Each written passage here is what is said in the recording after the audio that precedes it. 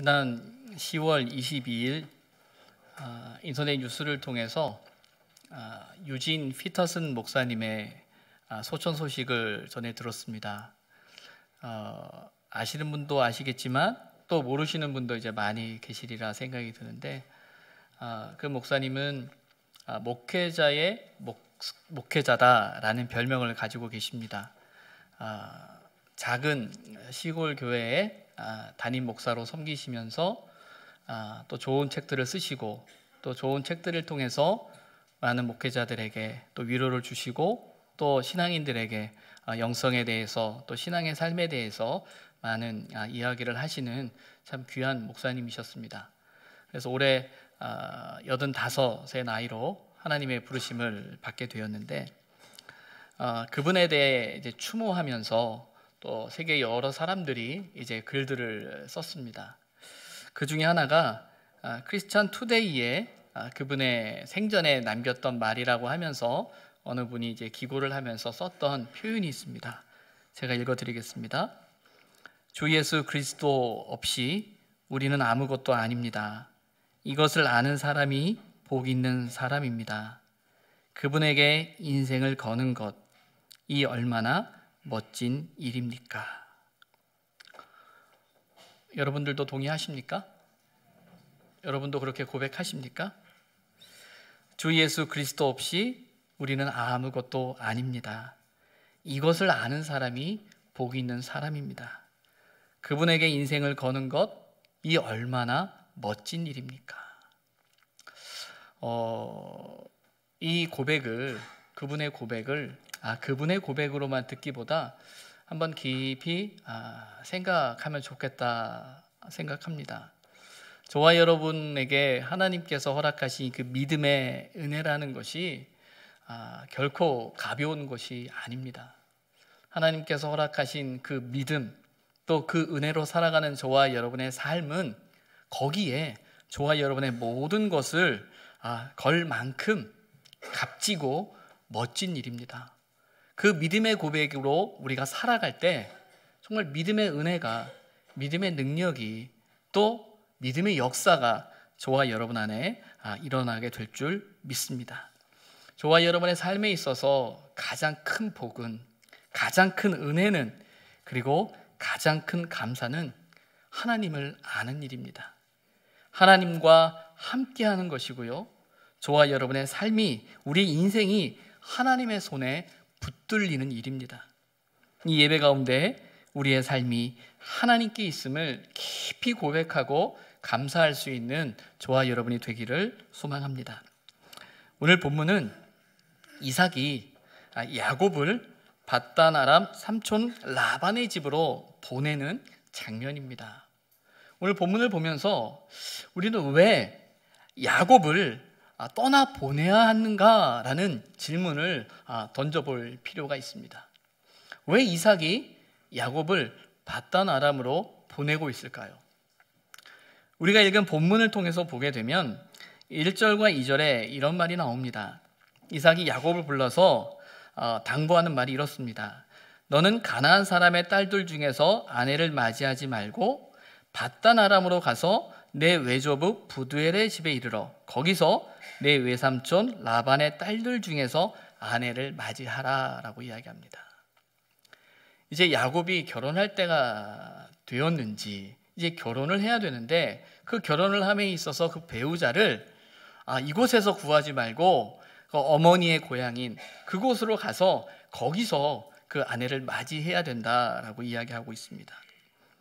이 말은 앞선 27장 46절에 리브가가 이삭에게 이런 말을 합니다. 내가 햇사람의 딸들로 말미암아 내 삶이 싫어졌다라고 말하고 있어요.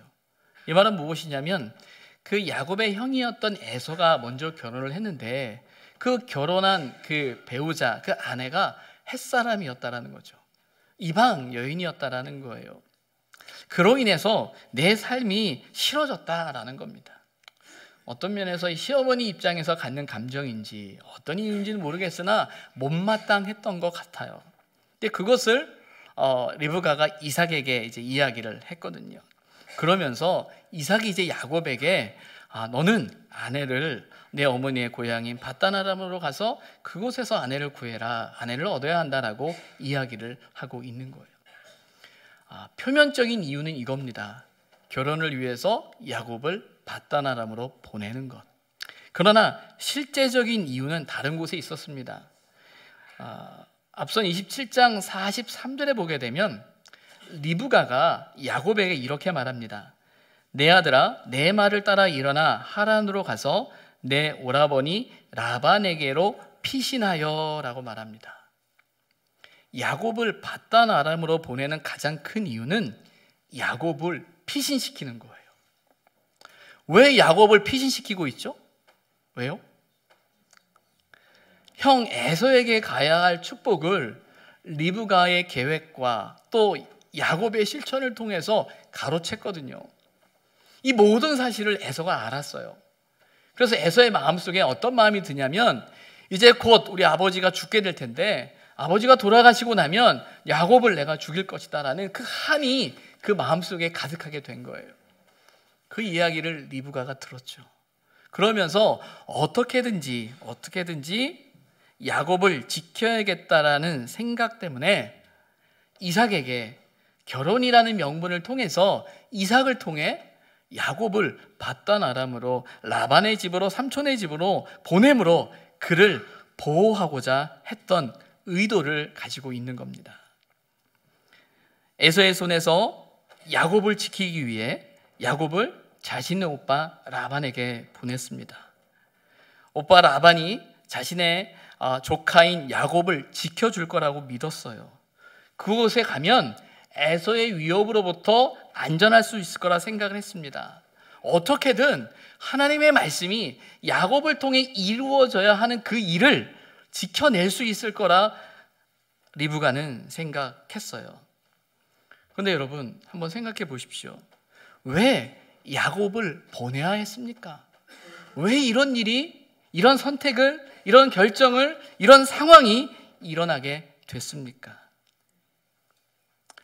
지금 야곱을 보내는 리브가의 마음의 상태, 감정이 어떨까요? 야곱을 보내면서 야, 너 거기 가서 정말 내 마음에 드는 며느리를 구해라 라는 그 기대 가운데 정말 기대감이 넘쳤을까요? 야, 이제 야곱이 갔다 오고 나면 야, 이제 또 야곱도 결혼하는 것도 기쁠 뿐만 아니라 내 고향에서 라반 삼촌의 내 오빠의 딸들 통해 아내를 얻게 되면 얼마나 기쁠까라는 어떤 기대에 찬 마음으로 야곱을 보냈을까요? 결국 그렇지 않죠. 결혼이라는 명분을 가지고 있으나 리브가의 마음에는 두려움이 있습니다. 이제 우리를 떠나게 되면 어떻게 될까? 지금까지는 자기가 지킬 수 있다고 생각했거든요. 자기가 돌볼 수 있다고 생각했고 어떻게든 하나님의 말씀이 자신의 결정과 선택을 통해서 또 자신의 그 계획을 통해서 야곱을 지킬 수 있고 도울 수 있을 거라고 생각을 했어요. 그런데 문제는 이제 그 야곱을 떠나보내야 한다라는 거예요. 당장 에서의 위협으로부터는 구해낼 수 있으리라 생각을 했지만 또 그의 생각에는 형의 노가 좀 풀릴 때 며칠 동안만 가 있으면 그 마음이 풀리고 나면 이제 돌아와서 함께 지낼 수 있을 것이라는 기대를 가지고 보냈어요. 그러나 우리가 아는 것처럼 그 걸음이 무려 20년이라는 긴 시간의 걸음이 되었음을 우리는 기억해야 합니다. 사람이 무엇인가 할 수 있는 것처럼 보입니다. 아니, 무엇인가 해야 될 것처럼 보이는 그런 긴장과 그런 삶의 상황이 우리에게 있어요. 그런데 여러분, 결국은요, 사람의 소문으로는 아무것도 할 수 없는 상황이 우리의 삶에 벌어지고 있음을 보게 됩니다. 어떠세요? 어떤 삶의 문제를 해결하려고 내가 많이 노력하고 애쓰고 이런 방법 저런 방법 다 써봤는데 뜻대로 됩니까? 물론 때로는 뜻대로 돼서 감사할 수 있지만 더 어려워지는 그 삶의 상황들을 우리는 경험한다는 거예요. 리브가도 마찬가지죠. 무언가 자신의 손으로 자신의 힘으로 하려고 했는데 이젠 더 이상 자신의 힘으로 할 수 없는 상황이 그에게 주어진 겁니다. 여기엔 어떤 하나님의 섭리가 있을까요? 특별히 저와 여러분 오늘 추수감사 주일로 추수감사 예배를 하나님 앞에 드리고 있는데 우리에게 이 야곱을 보내는 이 사건이 어떤 의미로 해석되어지고 어떤 의미로 저와 여러분에게 다가올 수 있을까요? 여러분은 감사 카드를 이제 작성하셔서 다 앞에 내셨을 거예요. 혹 작성하지 못하신 분들도 나름의 그 감사의 제목들이 있으리라 생각합니다. 그런데 여러분, 그 감사의 제목을 쓰시는 일이 쉬우셨습니까? 어려우셨습니까? 그 종이를 받자마자 이름을 바로 쓰고 기다렸다는 듯이 하나님 감사합니다 라는 그 기도의 제목들이, 또 기도의 고백들이, 감사의 고백들이 써내려 가셨습니까? 물론 그런 분도 계실 거예요. 그런데 또 많은 분들은 뭘 쓰지? 뭐라고 말해야 되지? 어떻게 해야 되지? 내 자신을 돌아보면 내가 기도하고 있는 일, 응답 받기를 소망하는 그 일들을 나는 아직도 기도하고 있고, 도대체 이 응답이 언제 일어날 것인가, 언제 하나님이 응답하실 것인가 라는 어떤 생각들, 또 전혀 변하지 않는 이 삶의 상황을 보면서 뭐라고 감사해야 되지? 라는 마음이 우리에게 있을 수 있습니다. 우리는 종종 감사한다라고 말하면요, 어떤 결과를 기반으로 합니다. 그래서 추수감사 예배라고 하면 추수이라는 어떤 결과를 가지고 감사 예배를 드린다라는 거죠. 그래서 어떤 결과에 대한 감사라는 것이 우리 공식처럼 우리에게 있습니다. 그러나 하나님을 향한 감사의 본질은요, 결코 어떤 결과에서 출발하는 일이 아닙니다. 모든 상황에 계신 하나님으로부터 출발되어져야 합니다. 결과 때문에 감사하는 것이 아니라 현재 모든 상황 속에서, 저와 여러분이 살아가는 그 상황 속에서, 그리고 오늘 우리가 경험하는 그 결과를 넘어서 하나님의 뜻을 이루어 가심을 믿을 때 우리는 온전한 감사를 할 수 있는 겁니다. 다른 말로 말하면 이 모든 상황의 주인이 하나님이라는 믿음에서부터 우리의 감사가 시작되어져야 하는 거예요. 그게 우리의 감사의 출발이라면, 혹 저와 여러분의 손에, 저와 여러분의 삶에 어떤 결과를 갖고 있지 않아도 저와 여러분의 삶을 통해 이루실 그 하나님을 향한 기대가 있기 때문에 우리는 감사할 수 있는 겁니다. 하나님, 어떤 뜻을, 어떤 일을 이루시길 원합니까? 지금 내가 경험하는 상황은 너무나 답답하고 속상한데 그래도 하나님이 뜻이 있지요. 하나님이 일하고 계시지요. 하나님 역사할 거죠. 그런 믿음을 가지고 그 하나님의 선하심을 신뢰하면서 우리는 감사할 수 있는 거예요. 감사는 내 손에 무엇이 있음을 감사하는 일이 아닙니다. 우리가 하나님의 손에 있음을 감사하는 것, 고백하는 것, 그 일이 감사예요. 이스라엘에 3대 절기가 있어요.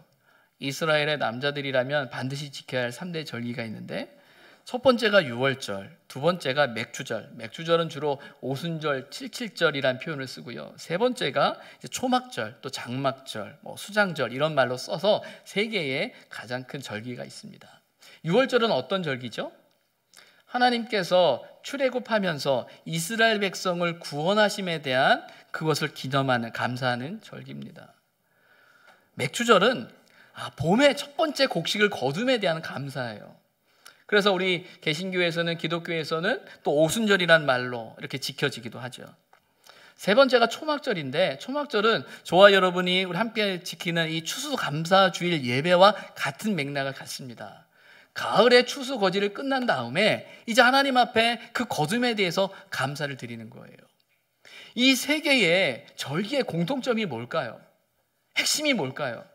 맥주절은 보리를 거두었기 때문에, 수장절은, 또 장막절은 또 하나님께서 곡식을 주셨기 때문에 드리는, 그리고 유월절은 하나님께서 우리를 출애굽에서 구원해 주셨기 때문에, 애굽으로부터 구원해 주셨기 때문에 하는 그 고백이라고 할 때, 이 모든 고백의 공통점은 뭡니까?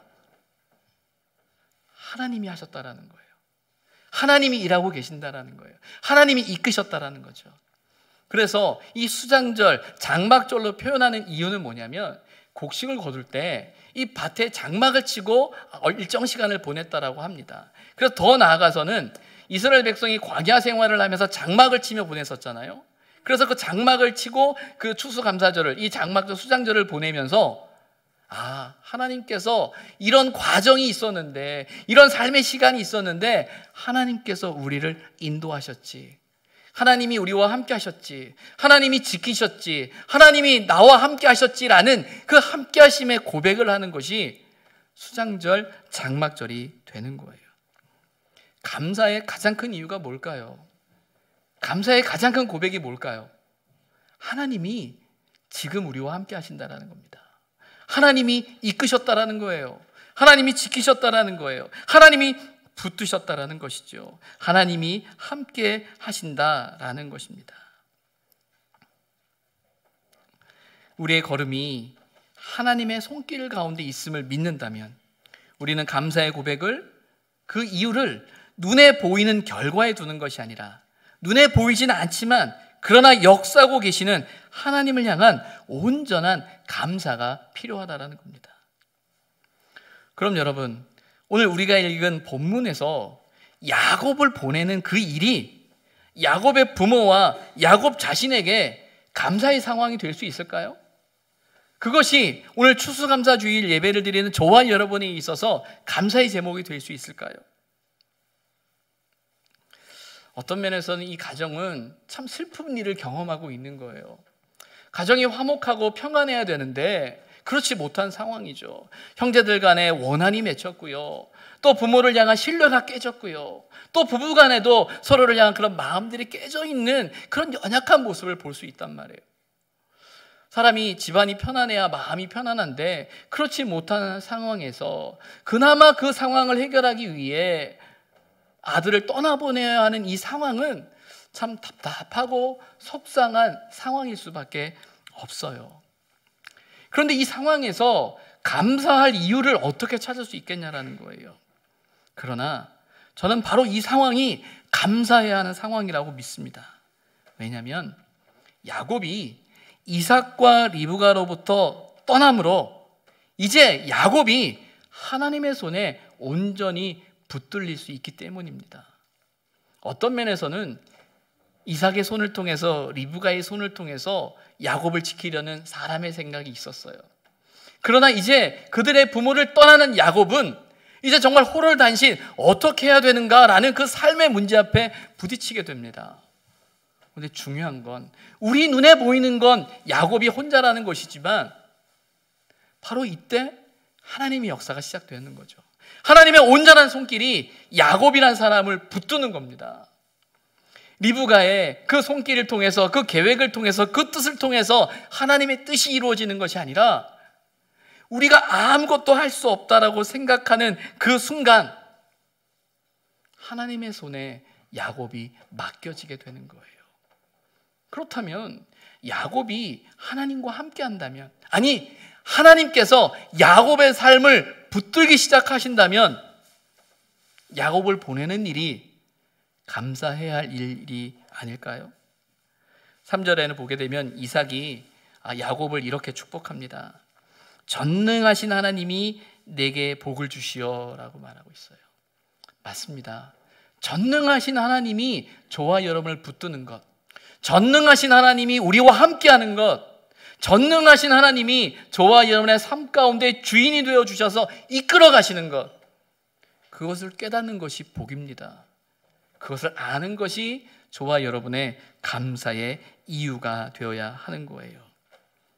내 힘으로가 아니라 이제 정말 하나님이 하셔야 한다는, 하나님이 하신다라는 믿음의 고백과 그 믿음 가운데 야곱의 삶을 이끄실 하나님을 신뢰함으로 감사할 수 있다라는 것이죠. 우리가 원하는 결과를 얻지 못해 아쉬움이 있을 수 있어요. 그러나 우리의 삶이 하나님의 선하신 뜻과 계획 가운데 있음을 믿어야 한다는 것입니다. 맑은 날만 감사할 이유가 아니에요. 흐린 날에도 감사할 이유가 충분히 있습니다. 왜 그렇죠? 하나님이 함께 하시기 때문이죠. 오늘은 가을 바자회가 있습니다. 진행되고 있죠. 제가 일부 예배 설교를 하면서 설교 내내 계속 밖을 봤어요. 예배 끝나고 나면 어떻게 될까? 왜냐하면 아시는 것처럼 오늘 8시가 넘게까지 비가 왔거든요. 비가 와서 지난 봄에도 바자회 때 비가 오더만 왜 가을에도 비가 오지? 라는 생각을 하면서 끝나면 어떻게 될까라는 생각을 했어요. 우리는 좋은 날씨와 좋은 환경과 상황이 우리에게 필요하고 모든 것이 다 갖추어져서 많은 사람이 참여하고 더 나아가서 많은 매출을 내어야 은혜로운 일이다라고 생각하는 우리의 욕심이, 우리의 생각이 있을 수 있습니다. 그렇게 돼야 우리가 무엇인가 할 수 있다라고 생각하고요. 그리고 우리가 한다고 생각하고자 하기 때문이에요. 그러나 그런 우리의 기대를 넘어서 이 가운데 함께 하시는 하나님을 바라보게 된다면, 그럴 땐 날씨가 좋지 않아도, 어려움이 있어도, 힘듦이 있어도, 불편함이 있어도 이 일 가운데 기뻐할 수 있는 겁니다. 왜냐하면 이 일이 단지 사람의 수고와 사람의 노력과 사람의 뜻과 사람의 열심으로 되는 것이 아니라 하나님이 행하신다는 그 믿음 가운데, 그저 하나님이 저와 여러분을 사용하신다는 그 믿음 가운데 주어진 그곳에 하나님의 뜻이 있음을 믿고 우리는 기쁜 마음으로 함께 하는 것이죠. 믿음으로 서로를 격려할 때, 함께 웃을 때, 함께 나눌 때 하나님이 함께 하시는 이유를 우리는 분명히 발견하게 된다는 거예요.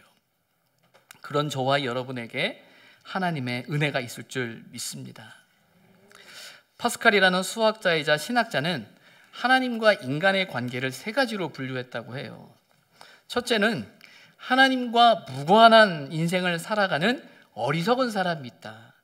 두 번째는 하나님을 지식적으로만 탐구하는 불행한 사람이 있다. 세 번째는 하나님을 신앙하는 행복한 사람이 있다라고 말해요. 근데 왜 하나님을 신앙하는 사람이 행복한 사람일까요? 파스칼은 이렇게 말합니다. 하나님을 신앙하는 사람은 감사가 풍성해져서 행복하게 된다라는 거예요. 신앙을 가지고 살아간다는 것은 하나님의 일하심을 믿는 사람들입니다. 내 눈에 보이는 것만 믿는 것이 아니라 하나님의 일하심을 믿기 때문에 어떤 상황에도 감사할 이유가 있는 거죠. 그래서 감사가 넘치는 거예요. 그래서 감사가 넘치기 때문에 행복할 수 있는 것입니다. 혹 저와 여러분의 오늘의 삶이 감사할 이유보다 야곱을 보내는 리브가와 이삭의 마음처럼 두려움과 염려와 때로는 불평과 때로는 미움이 우리의 마음에 있을지도 모르겠어요. 어떤 걱정이 우리 마음을 사로잡을지 모르겠습니다. 그러나 여러분, 바로 그 자리에 하나님이 계심을 믿으시기 바랍니다. 내 힘이 아닌 하나님의 전능하심을 신뢰하시기 바랍니다. 하나님께서 합력하여 선을 이루실 것을 믿음으로 모든 일에 감사할 수 있는 유선의 공동체가 되시길 주님의 이름으로 부탁을 드립니다. 기도하겠습니다. 하나님께서 이 시간도 우리와 함께 하시며 오늘의 모든 삶의 자리 가운데 하나님이 함께 계심을 믿습니다. 그래서 감사합니다. 우리의 걸음을 이끄심을 믿습니다. 그 하나님을 신뢰하며 믿음으로 걸어가는 주의 자녀들 되게 하여 주옵소서. 예수님의 이름으로 기도드립니다. 아멘.